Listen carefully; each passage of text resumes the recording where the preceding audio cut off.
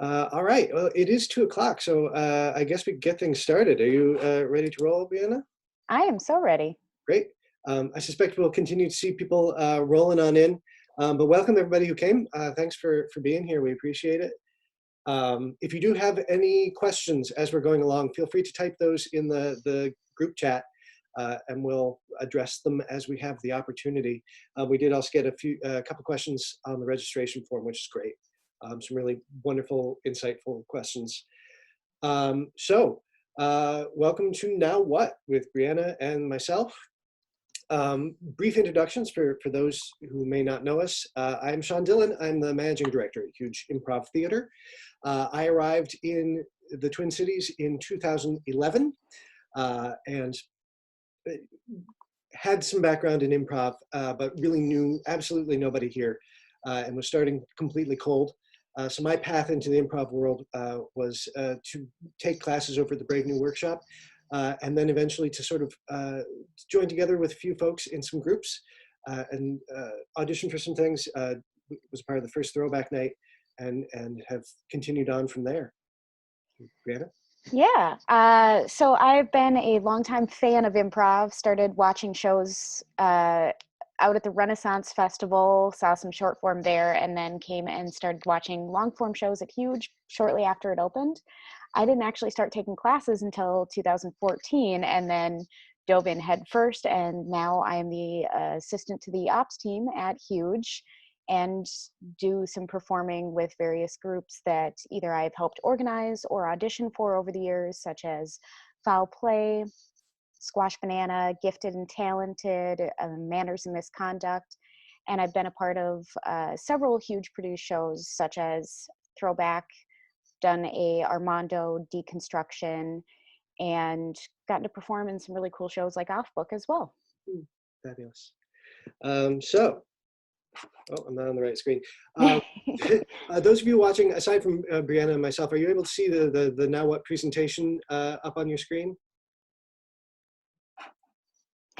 Okay, brilliant. Will says yes. All right, so we've got that up.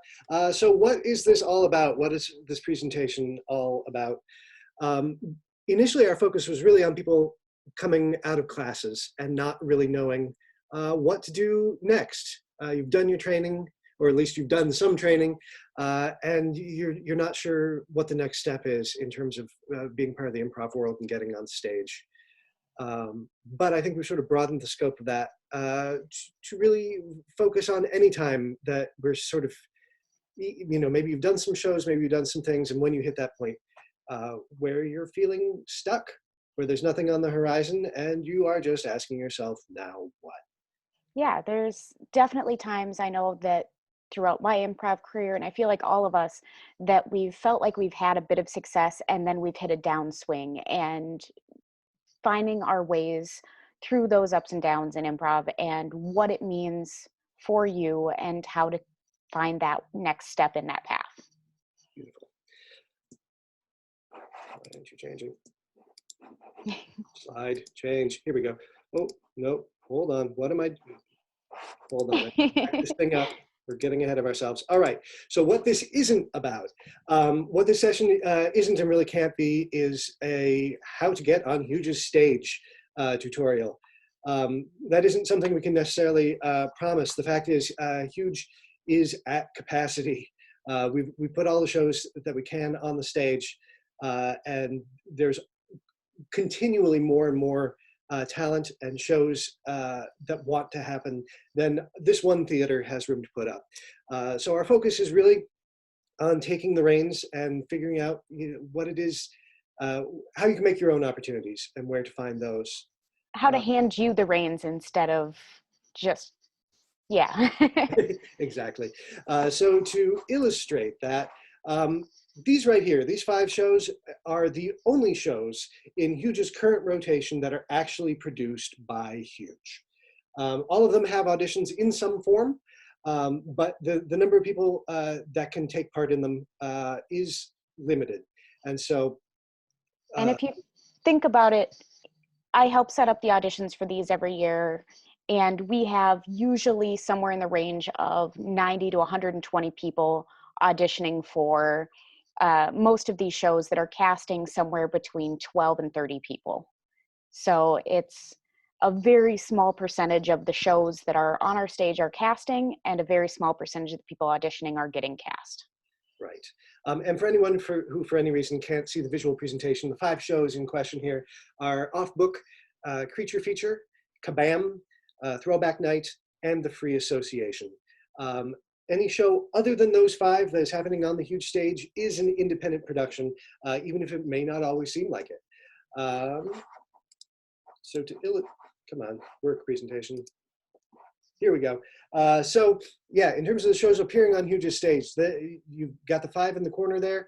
All of those green squares represent all of the other groups and shows that perform on Huge's stage in a typical year, excluding Improv A Go-Go and Space Jam. So these are just the Wednesday, Friday, Saturday, and Monday groups that perform on Huge's stage. So to put that in context, what that means is that most of the work that winds up on Huge's stage is independently created.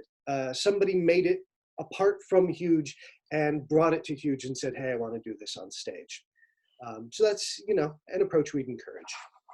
The really cool thing that this means for all of you is that the ideas that you have can be brought to Huge and can potentially get put on Huge's stage. You don't have to wait for the opportunity to audition for something.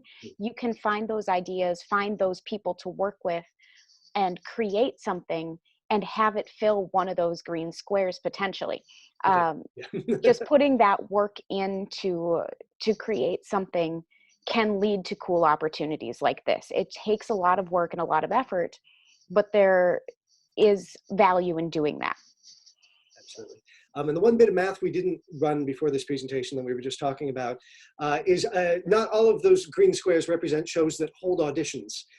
Some of those shows may be established groups that have been working together for some time. Yeah, so in many of those cases, it wouldn't make sense for them to hold auditions or bring people into those groups.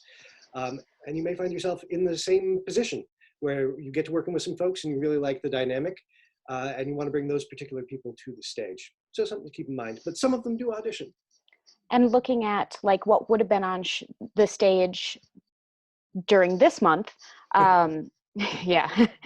So for Saturday nights, Foul Play did a run of auditions for its first run, which would have been, oh, how long ago was that, Sean? Was that just last year? Year before? I don't know. 2 years ago, I think. Sure. So Foul Play did audition for its first run, but hasn't done auditions since.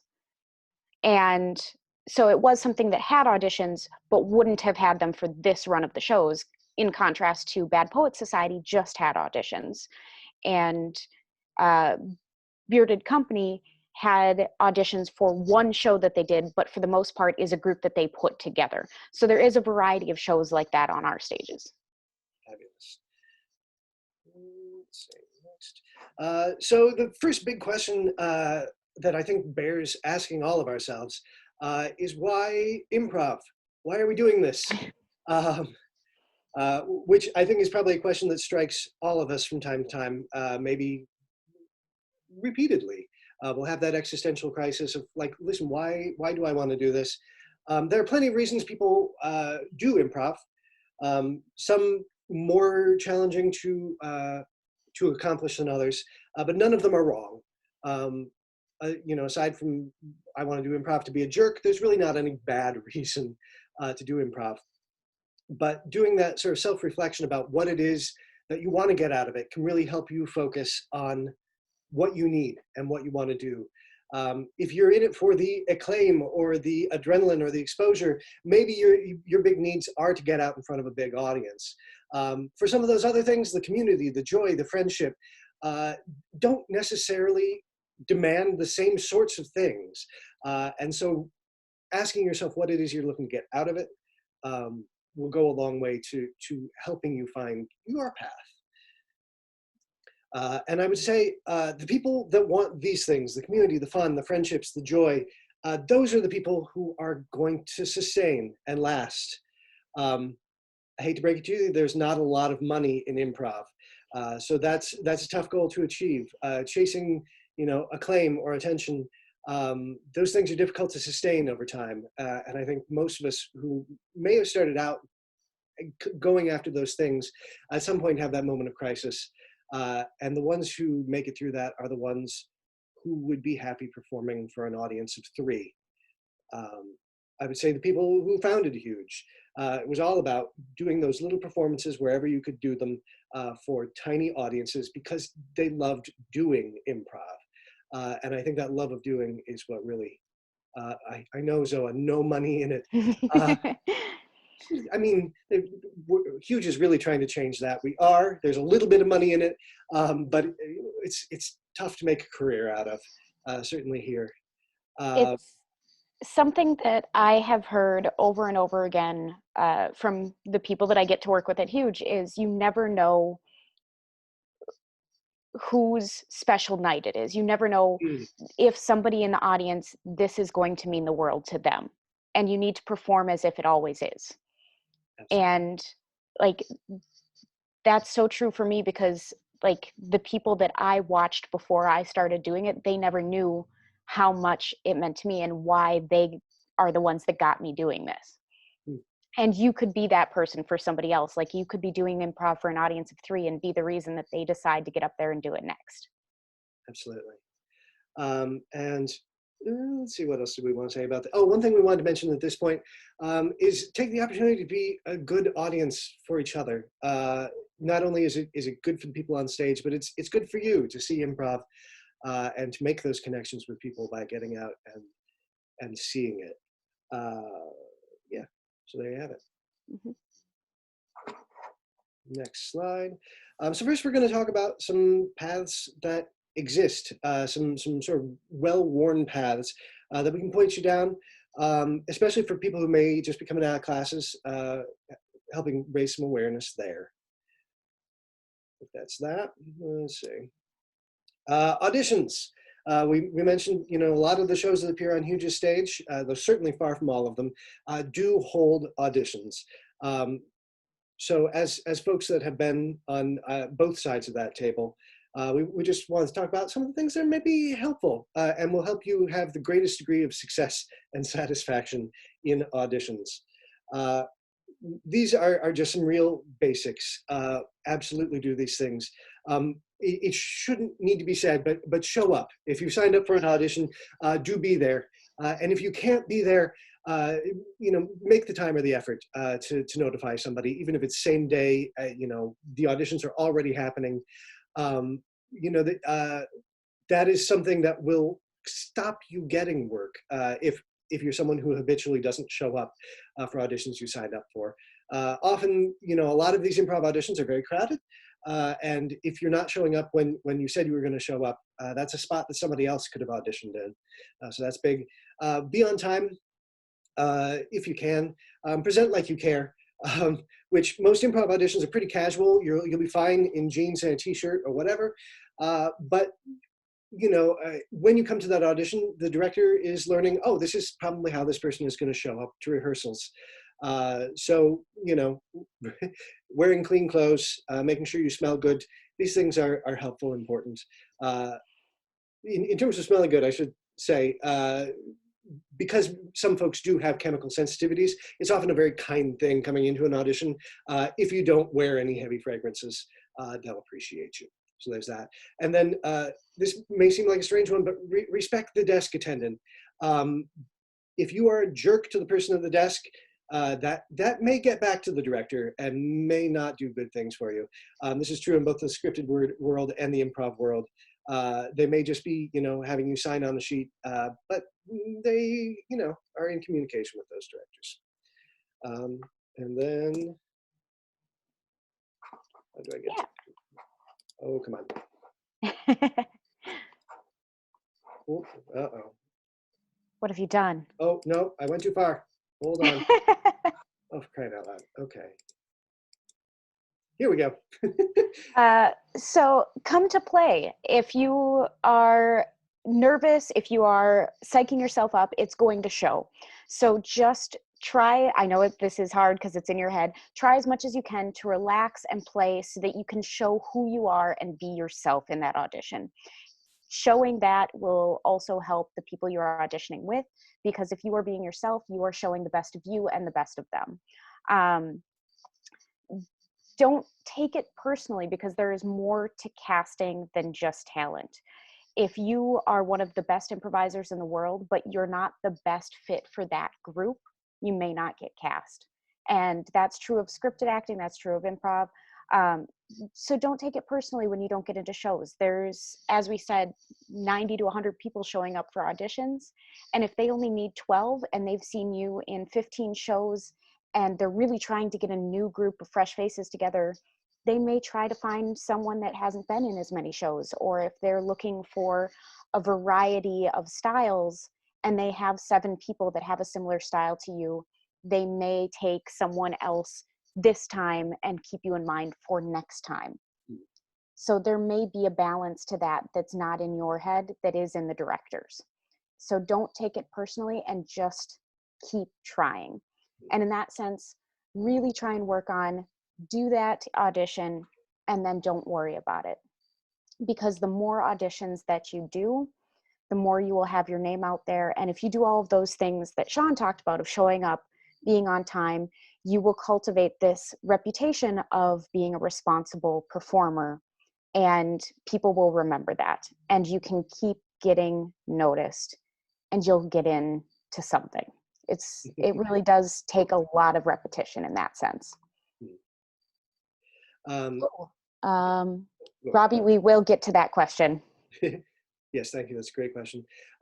Yeah, cultivating the do then forget. This is one of those tough skills that's way easier to say than to actually do. Yeah.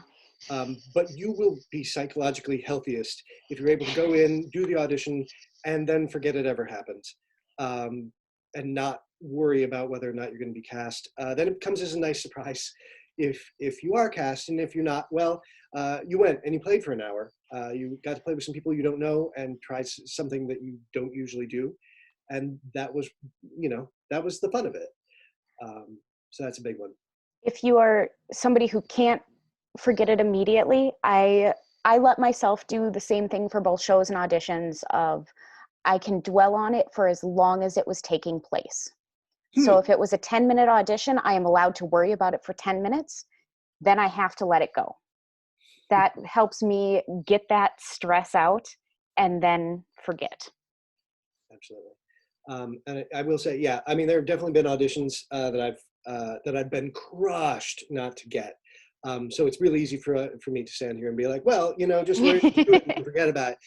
It's not always that easy, but it is a skill that you can cultivate through repetition.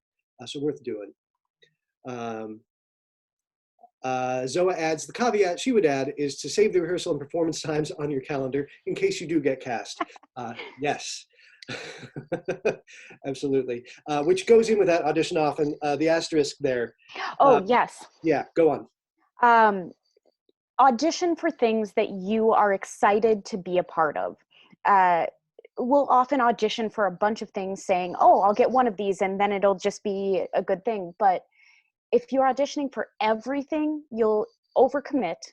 You'll end up in something you're not actually excited about, and then you won't give yourself fully to it. Or you'll get into something that you realize you don't want to do and back out. So really work on auditioning for things that you actually want to do. The experience of auditioning is really good, but audition only for things that you would want to get. Absolutely. And in answer to Robbie's question, there are a couple of good places for improv audition listings. Minnesota Playlist is not really the primary for improv. Facebook is a big spot if you're in the Twin Cities Improv Treehouse Facebook group. Very often auditions get posted there. There is also a huge casting calls Facebook group that you can join. And then any auditions for huge shows are posted on the blog on our website, which you can subscribe to so that it actually comes to you in email form. And if we're notified by other groups, if other groups ask us to post their auditions on Huge's website for shows that are happening at Huge, we will generally do that as well. Any other resources you can think of there, Breanna? those would be the big ones. Sometimes I see stuff posted in the Twin Cities Comedy Network as well, Mm-hmm. although that's not as often, and it's usually cross-posted. But sometimes I'll see things in there for people that don't know about the Playhouse yet. Nice. Yeah, those would be the big ones. Yeah, thank you. So yeah, if you're ever putting a show together and holding auditions, those would be places I would recommend posting that as well. All right, on to the next thing. Jams and other opportunities. Even if you are not auditioning or not getting cast in things, there are places that you can go and play. Huge hosts a number of jams, the biggest of which being our Space Jam every Thursday night, which is open to improvisers of all sorts. And then we also have a number of specialized jams for different groups. And man, I'm so afraid I'm going to leave one of these off. We have a POC jam. We've got Worn Treads, which is for improvisers. I believe it's been called New Roads. New Roads, thank you. Yes. No longer Worn Treads, New Roads, which is for improvisers over the age of 40. 40, okay. As well as a queer jam. Help me out, Breanna. What are we missing here? There is the women non-binary femme jam, the We Can Jam. There is once we've had the global jam, and on occasion there has been a Latinx jam. I'm not sure if that's going to be coming back. Usually, I actually just went to our own website to try to review what jams exist. Most of the information is not currently there because we're not holding any jams. But yeah, those are the things we have going on. We're also not the only game in town. There is. I just want to answer this question real quick. Mm-hmm. Justin, yes, there has been one disabilities jam. It is not currently a monthly jam at this point. Oh, thank you, Jill. The disabilities jam is not something that is monthly at this point, but we will post if that becomes something regular. Absolutely.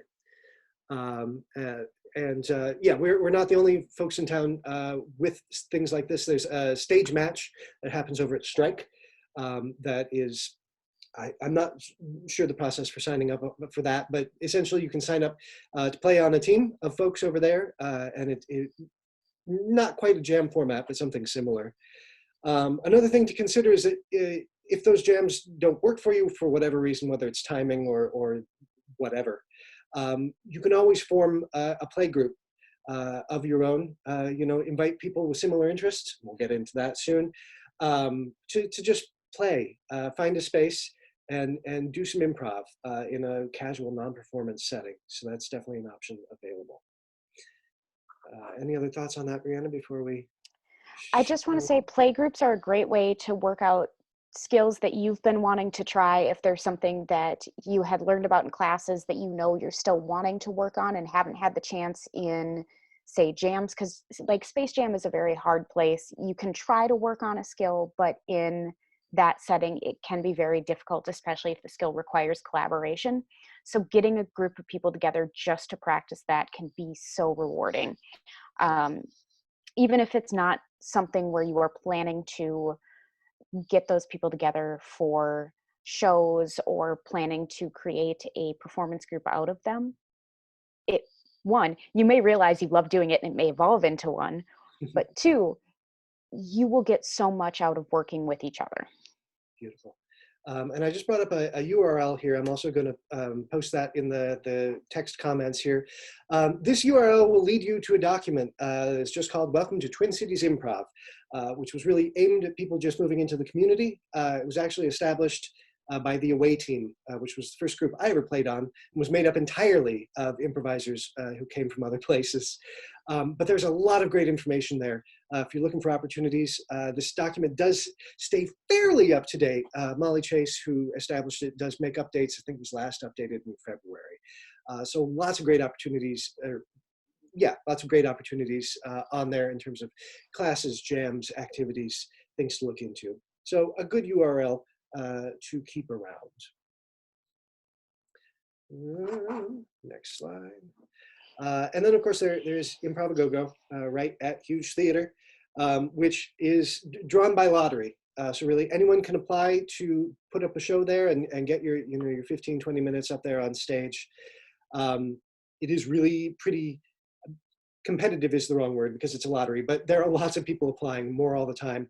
So a very limited number of the groups that apply in any given quarter actually make it to the stage. But if you keep applying, odds are in your favor that sooner or later you will get that stage time. So that's an opportunity that is available to absolutely everybody. And it's a wonderful laboratory for new ideas. Yeah, and trying new things. Any It's thoughts? also a very fun show to come see a bunch of new ideas, because on the same night you may get to see a brand new student group, you may get to see a couple of people that have been performing for years but are doing something they've never done, all in the same show. Nice. Yeah. Beautiful. So where did you go, clicker? Come on. Okay, cool. The importance of reputation, and we sort of touched on this already. I'll let Breanna take it away here.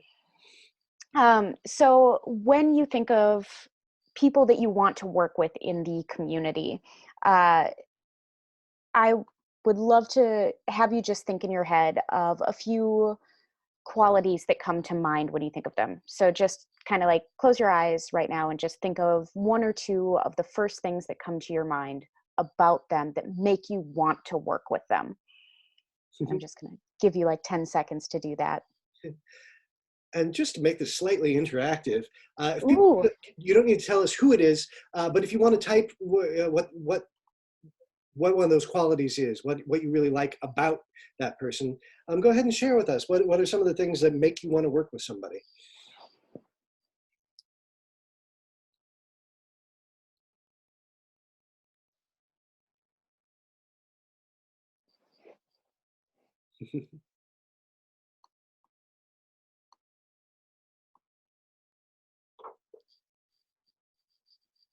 I'm going to enjoy reading these. No.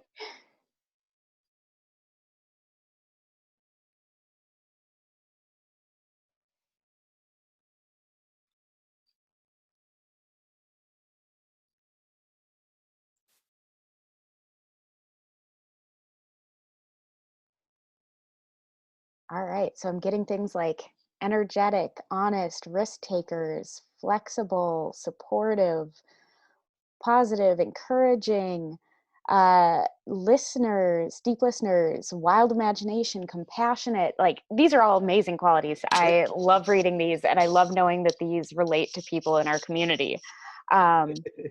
So when people think of you, they're going to associate just off the top of their head 1 to 3 qualities with you. These may be positive, negative, neutral, and these are just going to be like a combination thereof, the first few things that come to mind. Some of these things are going to be under our control. Some of them are going to be some things that just are a little bit more ingrained in what we've done through our time at the theater, and it's going to be a mix of that.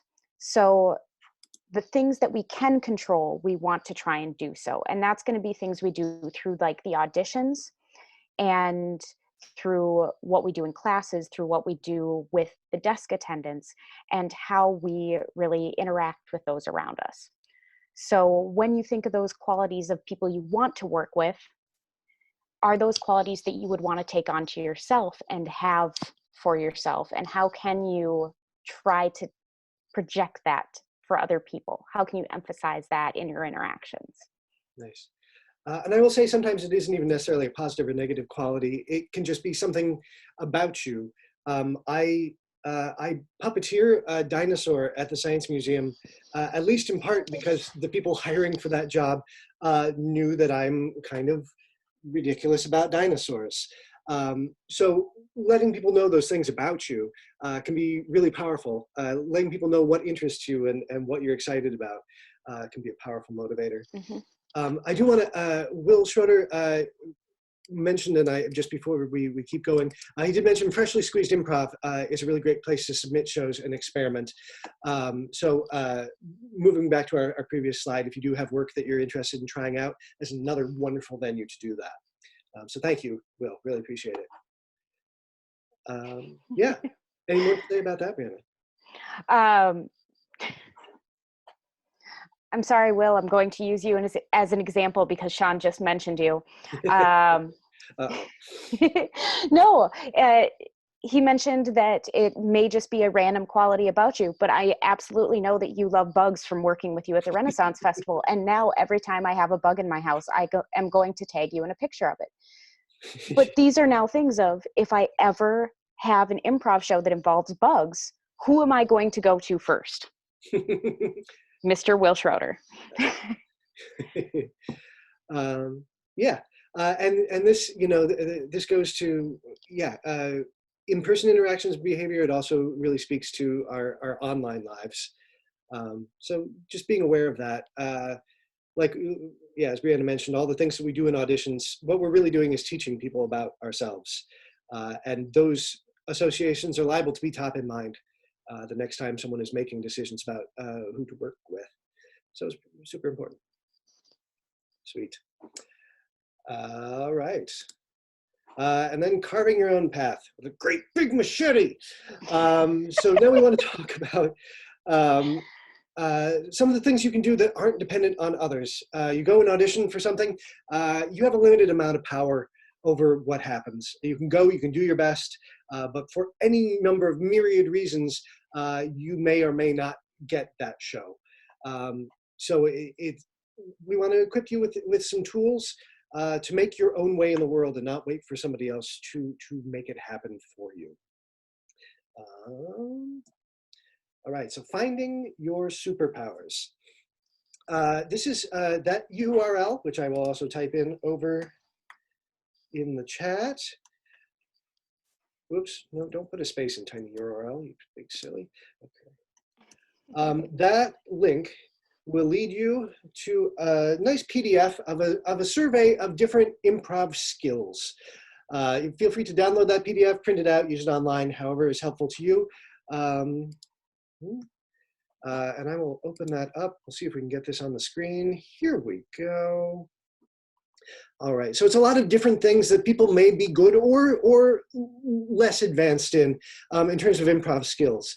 And taking the time to self-reflect on this and to figure out what are the things that I'm really good at, what are my strengths, what do I love seeing in others, and where do I want to build? And and which things are you less concerned about or less interested in? For everybody, I mean, creating tragedy in improv, I love it. Not everybody does, and maybe that isn't something you care about. But identifying where you have those strengths and where you want to keep building is a very powerful thing. Breanna, thoughts there? Knowing things that you really enjoy or things that you admire in others, but also recognizing from this, God, I read the inserting callbacks and it just makes my hackles go up. Might be something that's good to know about you, because then if you run into somebody who is always doing callbacks, you're like, that might not be the person I need to be in a group with, because callbacks just drive me insane. And so knowing the things that you don't enjoy in improv can be just as useful as knowing what you do enjoy. Nice. And Jill mentioned, and I meant to credit Jill for this actually, but she mentioned this is adapted from a list from Dave Morris in Victoria, British Columbia, Canada. So some of these are put in a Canadian kind of way. I'm not sure exactly how Canadian improv varies from the US improv. I imagine it's more Johnstonian, more theater gamesy. But anyway, something to bear in mind. So if you look at some of those and they seem a little odd, that'll be why. But now I want to know what all the Canadian ones are. No idea. Okay. Anyway, so that's improv superpowers, and that gives you a good jumping off point for the next thing. I'm really kind of excited about this. We put together an improv interests survey, which is, the link is there at the bottom, and I again will type that out for everybody. So we want you to think about what excites you in improv and help you really take the time to delve into yourself and assess what you want to find. so that way you can find the other people that are also excited about that and possibly use this to connect. So Sean is pulling up the form. We have an option in this form to opt out of sharing this information, but we would like to give you the option to connect with others using this. The email addresses will not be shared. So I just wanted to say that right off the bat. But it would be something where what you are interested in and your name could be shared with the other participants of the survey if you opt into doing so. Yep. And we primarily encourage people, we'll leave this form open until the end of April to give not only you folks, but we'll put this on Facebook for other people who may be looking for people to play with or projects to work on. And then at the end of April, we will publish the results of everyone who doesn't tell us not to. And again, as Breanna said, we will not include anybody's email address. But that'll be an opportunity. We then encourage you to contact others via Facebook, if possible. If for whatever reason that isn't possible, they're not on Facebook, what have you, Breanna and I can forward an email if you want to get in touch with somebody. We're hoping most people will be able to get in touch through Facebook, so we're not overwhelmed playing post office there. But if we need to, we definitely can. And yeah, this survey just includes a lot of different qualities that improv may have, and different things may be appealing to different people. We tried to be as exhaustive as we could, but there is endless forms of improv with endless complexity. And so we absolutely can't cover everything. We did leave a blank for other qualities in improv, as well as getting people's level of commitment. Are you looking for a group that's going to work together twice a week and perform forever? Or are you looking for, a casual jam or what have you? So we do encourage you to fill out that form. And to reflect on which of those qualities, what does appeal to you in improv, and what are you interested in doing? Because I think that helps you carve out that path. If you can recognize, oh man, I really want to do a show that is really fast and has strobe lights, then you can go looking for those other people who also want to do really fast strobe light. Actually, now I kind of want to do the really fast show with strobe lights. But all kinds of things out there. I'll do a fast strobe light show with you. Perfect. See, it's working already. And we did leave a blank at the very end for a specific thing that you'd like to do or try. If you've had the show idea percolating at the back of your brain and you want to see who else out there might be into it, it's a great opportunity for that. So there is that survey. And then, yeah, the other thing to say is there's no substitute for just doing it and doing it and doing it. We often see people who seem to sort of skate into the improv world, and they seem to just kind of have it handed to them on the platter. Very rarely is someone just incredibly naturally gifted with no experience behind them. Often those people that seem to do really well really quickly have often done a lot of work that you haven't seen. Because you're only just meeting them, whether it's in public speaking or in theater or in improv, and so all of those life experiences help them get to where they are, and so recognize that nobody's road is as smooth as you imagine it to be, at least almost nobody's. One of the questions that we put on that survey was about the level of commitment that people are looking for. And part of the reason that we did that is because there is a difference in people's ability to commit to improv. Some people are able to rehearse every single week, like The Mess rehearses every single week, and you can tell, and they have shows because they rehearse every single week. It comes through in what they do on the stage. There are other people that only are able to get together once a month or only have time to rehearse leading up to a run of shows in go-go. And that's okay if that's what they are able to commit to. But having that communication inside of the group and knowing what you're committing to is very important to the coherence in that group. But it is something to think about of if you really do want to get that time in, put in those rehearsals, it can make a difference for your show, even if you don't have shows coming up, even if you don't even know when or if you'll be able to get on a stage, having that time together as a group makes such a difference for you. Absolutely. As we said there, coaching is a really great thing to consider, especially if you looked at that improv superpowers sheet and thought, well, I don't know, what am I good at? Those are the people that can help you figure that out. If you bring a coach in to help you look at where are you strong, where could you stand to see some shoring up for what you want to do. Having that outside eye and an experienced eye, very powerful tool for you. And you can also say, like, if you're hiring a coach, you can let them know, here's what we're interested in accomplishing. Can you help us with that? And often it's wise to seek out somebody who does the sort of thing that you're looking to do, or has a certain skill set, because they'll hopefully be able to pass that on to you.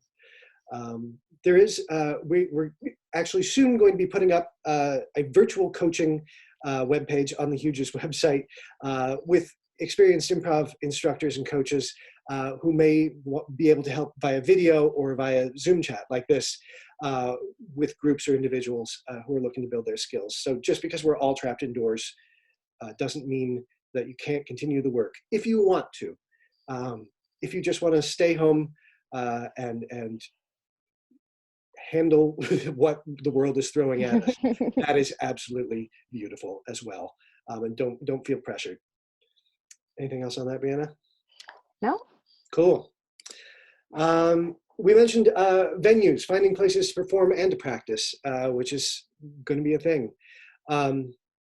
Freshly Squeezed Improv was mentioned. There's the Buzz, with Zoa mentioned, which is one Sunday a month at brunch time.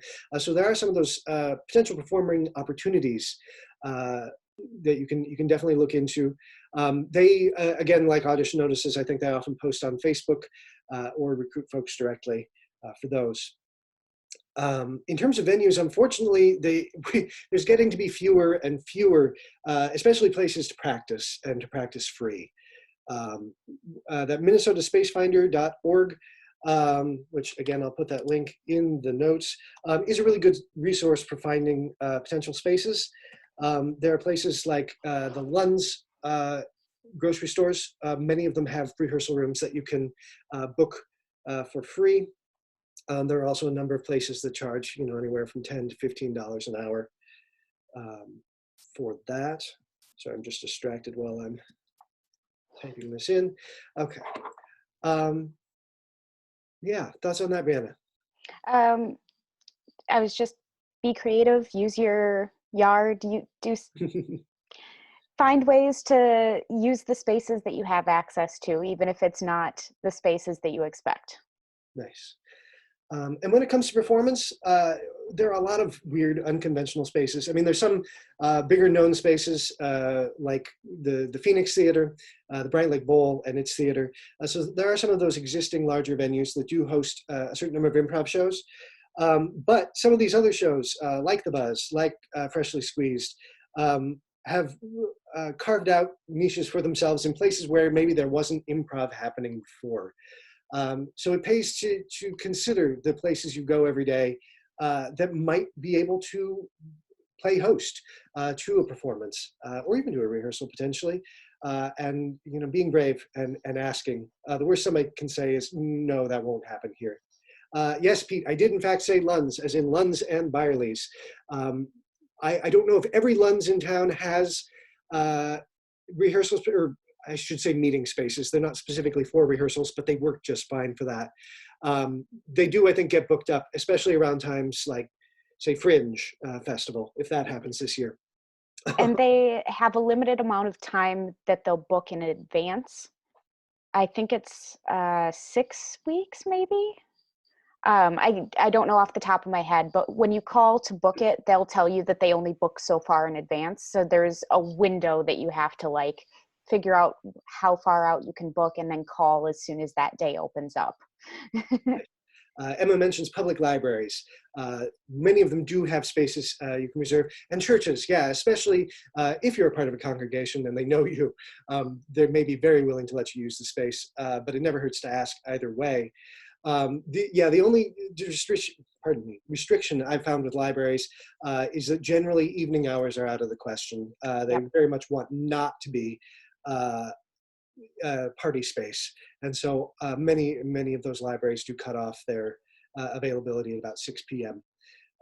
But definitely worth looking into. An underutilized resource, our libraries, in every sense. And Michael's iPhone says, the London Northeast has a smaller meeting room. And Zoe says, I assume about libraries that many stay open until 8 or 9 p.m. I think the libraries do. My experience with their meeting spaces is they often won't book those past 6, but I could be wrong. So yeah, give it a look-see and see what's out there. I love this feedback we're getting from folks. Anybody else have any good insights on rehearsal spaces that you're willing to share with the rest of us? I understand people are very, protective of their spaces.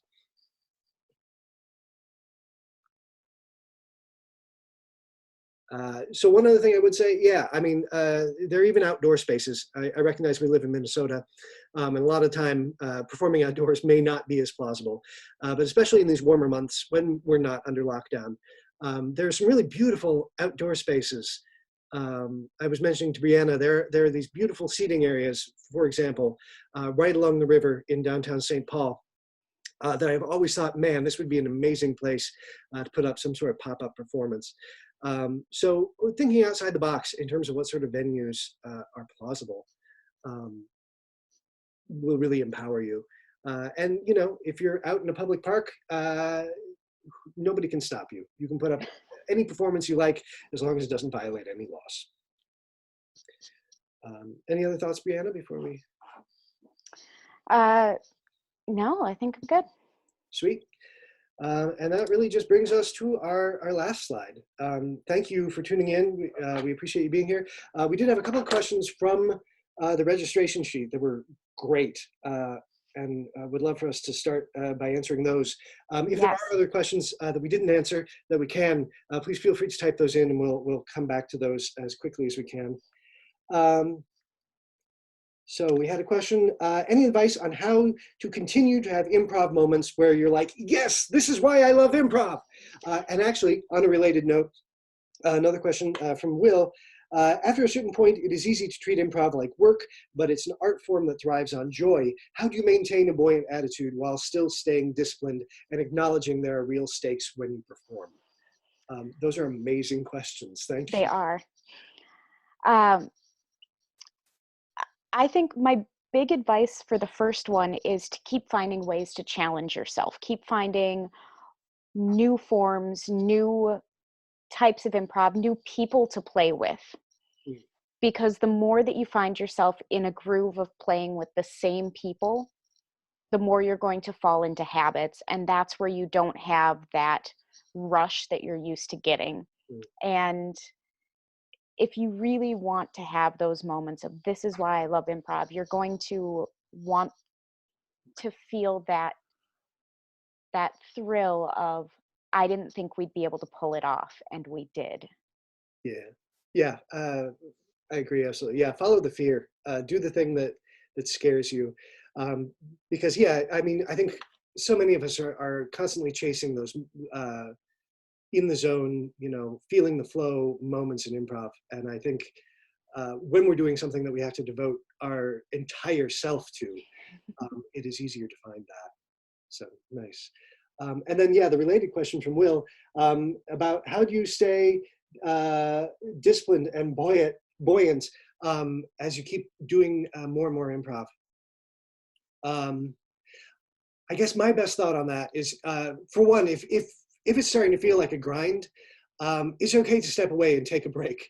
I think that can sometimes be really essential to allow yourself to just feel like you don't have to do it for a little while.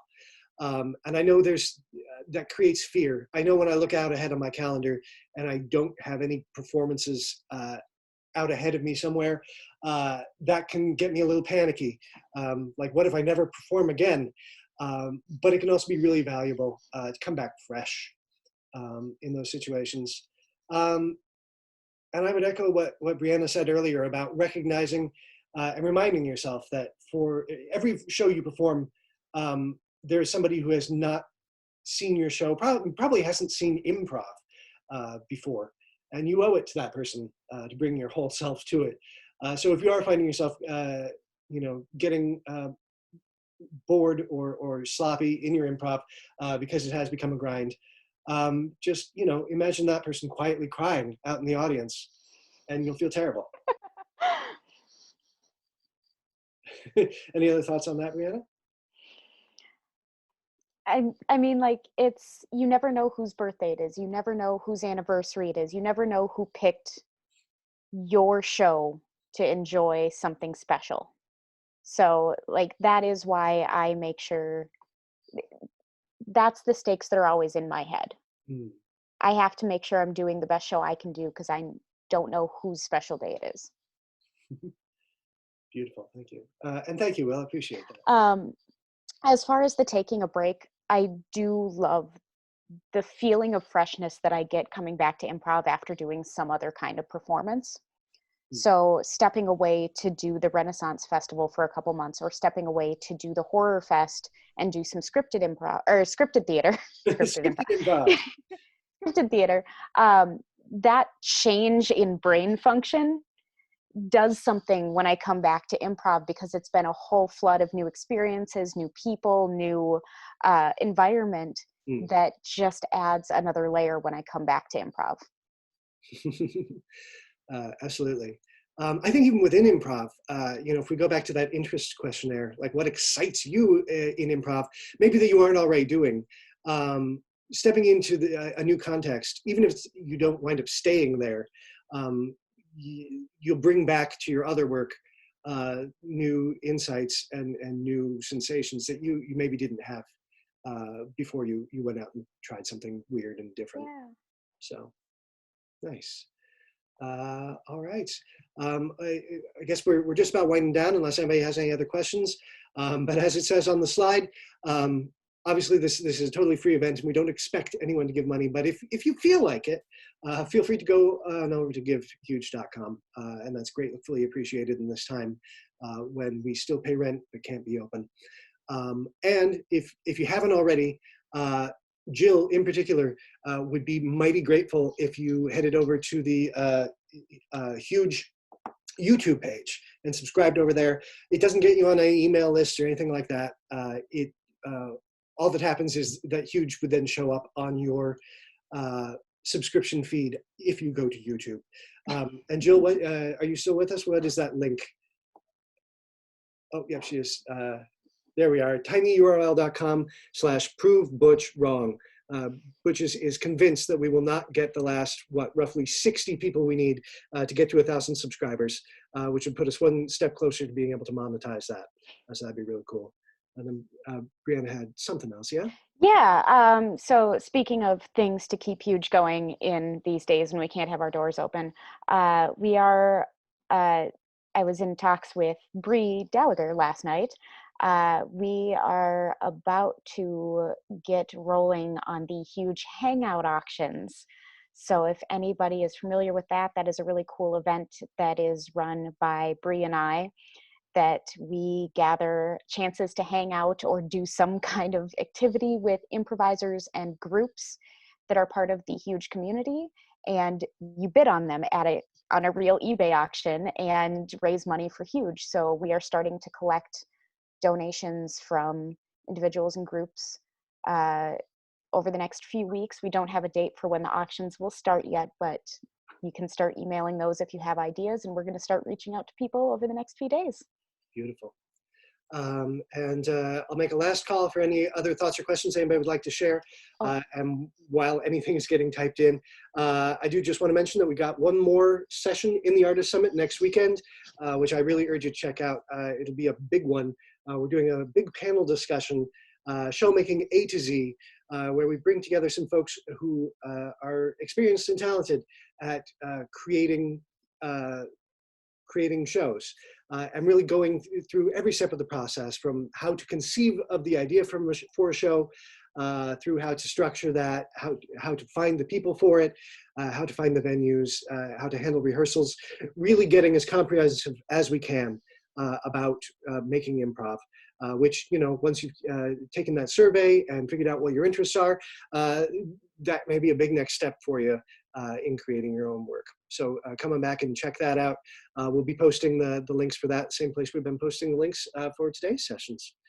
Oh, and we've got that link, auctions@hugetheater.com for the Hangout auction. Rockin'. All right, everybody. Well, thank you again so much for coming out, and enjoy the rest of your day in this beautiful weather before it starts snowing again. Oh. Bye.